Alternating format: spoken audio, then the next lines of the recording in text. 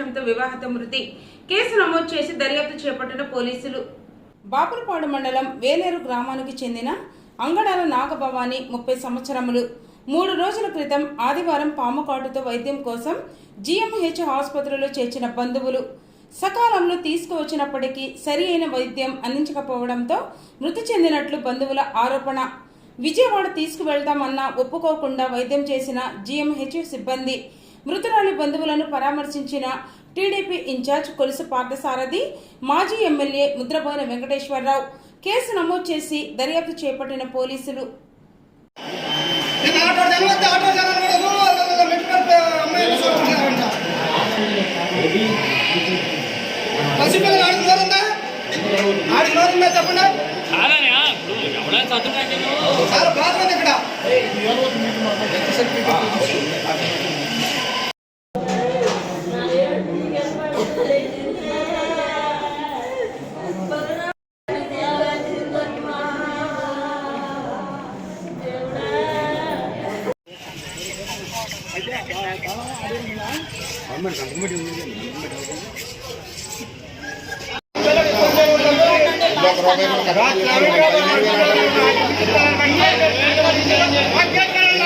₹10 కట్టు